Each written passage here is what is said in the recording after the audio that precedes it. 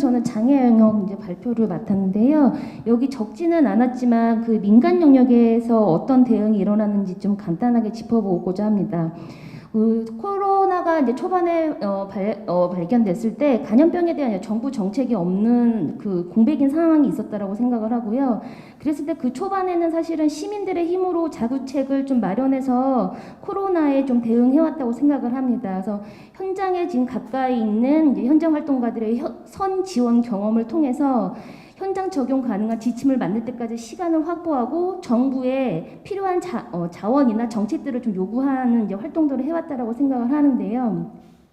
예를 들어 대구 같은 경우에는 이제 대규모로 이제 집단 감염이 이제 일어나게 됐는데 그때 이제 장애인이 자가격리 대상자가 됐을 때 일상 지원을 하는 활동 지원사가 부족하다 보니 이제 가장 주변에 가까이 있었던 인권운동 활동가들이 스스로 이제 자가격리를 통해서 장애인에게 지원을 하는 그런 활동들을 이제 했었고요.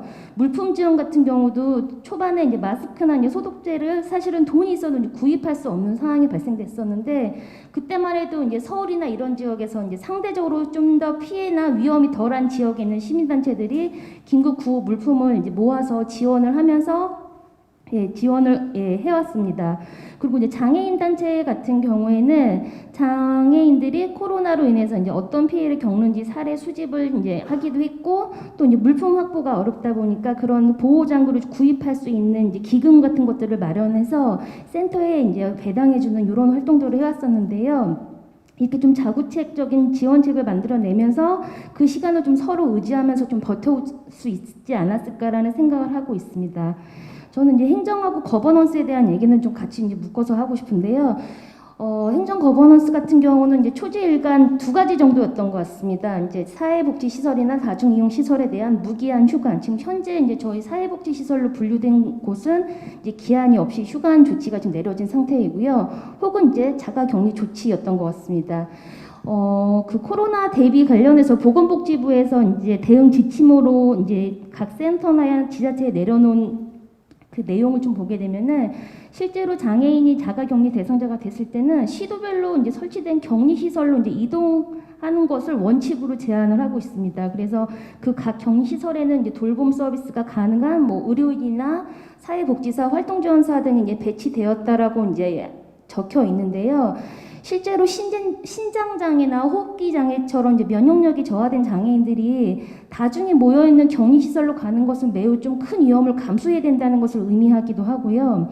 발달장애인이나 언어장애인처럼 사실 이제 일상적으로 이제 소통이나 관계를 맺어보지 않은 사람들이 이분들에게 뭐 1대1 매칭도 아니고 한 명의 뭐 활동지원사가 그 격리시설로 온 여러 사람의 이제 그 서비스를 제공한다라는 것은 사실 서비스를 제공하는 사람이나 그 사람에게 서비스를 받아야 되는 사람에게도 서로 굉장히 안전과 직결된 문제라서 부담될 수 없다라고 판단이 되고 있습니다. 그리고 이제 마스크나 이런 것들도 사실 3월부터 이제 대란이 일어나긴 했지만 그때부터 저희가 뭐 지자체에 마스크 지원이 필요하다라고 계속 요구를 해왔었죠. 왜냐하면 이용자나 활동지원사 같은 경우는 굉장히 밀접한 상황에서 서비스를 주고받을 수밖에 없기 때문에 다른 분들에 비해서 이제 이것을 소진하는 이 속도나 이런 것들이 굉장히 이제 빠른데요.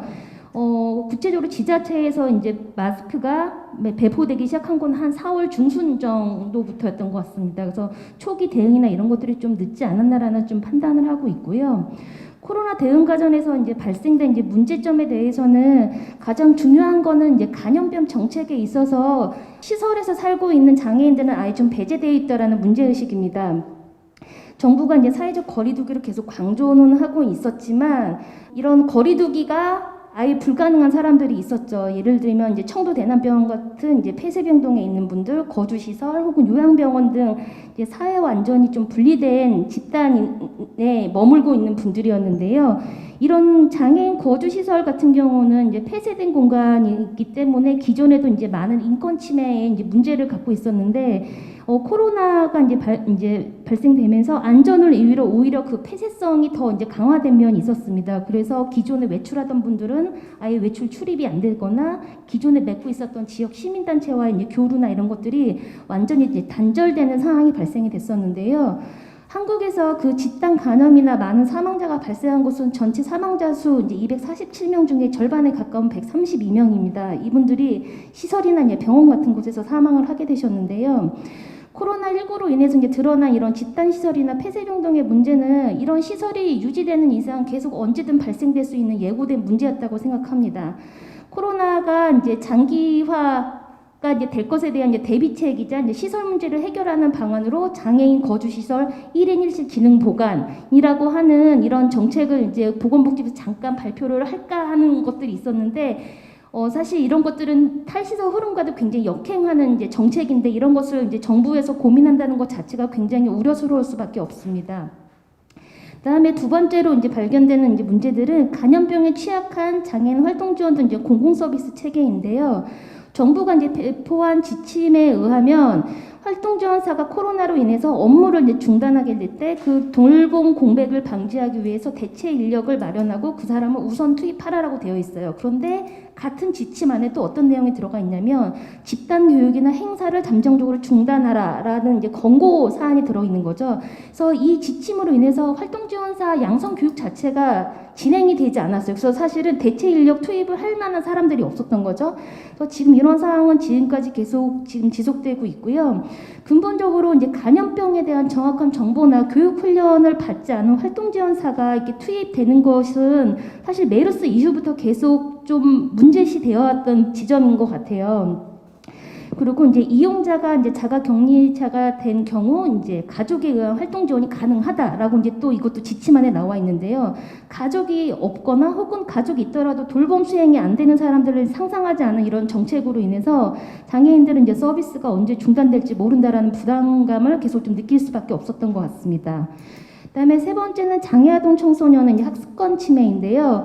학교를 이제 수업하게 됐을 때 이제 특별 지원 급여라고 해서 월 20시간이라는 것을 지금 지원 가능하도록 보건복지부에서 지금 발표를 했는데요. 월 20시간은 어느 정도의 시간이냐면 평일 기준으로 하루 1시간밖에 안 되는 시간인 거예요. 근데 이 시간으로 인해서 하루 1시간만으로 이제 휴학으로 인해서 발생된 돌봄 부재는 전혀 커버할 수도 없고요. 당연히 이제 온라인 수업을 참여하는 시간으로도 절대적으로 부족한 시간이라고 생각을 합니다.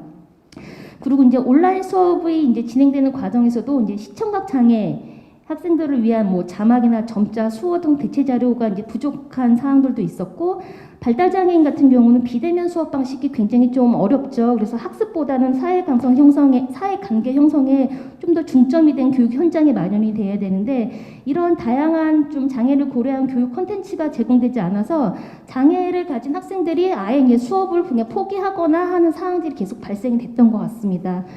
그래서 다양한 콘텐츠 개발과 더불어 온라인 수업에 참여할 수 있는 시간 확보, 그리고 수업에 안정적으로 참여할 수 있도록 활동 지원사 등 인적 자원이 동시에 지원돼야 된다는 것을 간과해서는 안 될 것 같습니다. 그 다음에 사회적 지원이 필요한 사람들을 고립시키는 이제 격리 조치라고 했는데요. 시설 안에 살고 있는 분들은 이제 아예 보이지도 않는 존재이지만 지역사회에 살고 있는 장애인들 역시 정부 정책으로 인해서 사실상 집안에 격리 조치되면서 많은 이제 문제들을 겪게 되었습니다. 사회적 거리두기 방침으로 인해서 사회복지시설이나 뭐 이용시설, 공공시설들이 이제 지금 계속 휴관을 하게 됐는데요. 이런 시설이나 단체를 통해서 사회활동 참여하던 장애인들은 이런 기관이 이제 휴관 조치를 하게 되면은 사실 이제 일단 가장 많은 문제는 장애아동들이 이제 학교가 이제 쉬는 기간이 이제 길어지다 보니까 공공 영역과 나누던 활동 지원 등 돌봄의 책임이나 역할 같은 것들이 오로지 이제 가족의 몫으로 전가되는 문제들이 있었고요.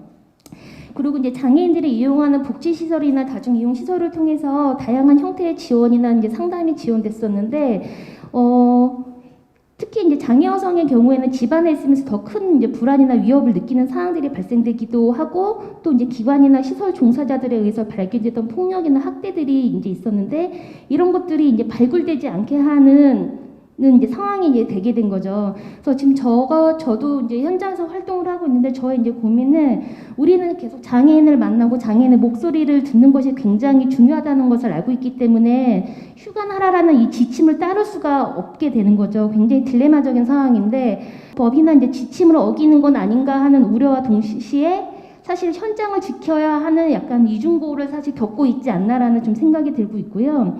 그래서 장애인들이 이용하는 시설은 무조건적인 뭐 휴관 조치가 아니라 오히려 지원이 더 필요한 곳으로 지정해서 방역을 강화하거나 인적, 물적 자원을 좀 집중해야 되는 곳으로 선정하는 것이 좀 필요하다는 것을 강조하고 싶습니다. 마지막으로 코로나 관련해서 사회적으로 대응해야 되는 이제 의제에 대한 얘기인데요. 감염병이나 대응 정책 마련할 때 장애인의 인권을 고려하자라는 것입니다. 계속 앞에서도 많은 분들 강조해 주셨는데요. 지금 장애인들이 이제 특히 겪고 있는 이런 위협들은 코로나로 인해서 새롭게 이제 등장한 문제들이 전혀 아닙니다. 장애인들이 차별하고 배제해왔던 역사적이고 사회 구조적인 이제 문제가 감염병으로 인해서 일부 드러났을 뿐인데요. 정부가 좀 더 적극적인 탈시설 정책을 통해서 장애인들에 대한 이 시설 문제를 지금 해소하지 않는다라고 하면은 사실은 감염병 정책에 있어서 장애인을 배제하는 것과 다름없다라는 얘기를 좀 하고 싶고요. 장애인 당사자들의 목소리를 반영한 감염병 관련 정책이나 구체적인 좀 내용이 담긴 매뉴얼을 만들고 공공의 역할을 강화했으면 합니다. 아까 초반에 제가 인사드리면서 말씀드렸었는데 그 메르스 당시에 장애인 등 감염병에 취약한 사람들을 고려한 감염병 매뉴얼을 마련하지 않은 것은 국가에 의한 적극적인 차별 행위다. 그래서 저희가 이제 차별 구제 소송을 했는데요.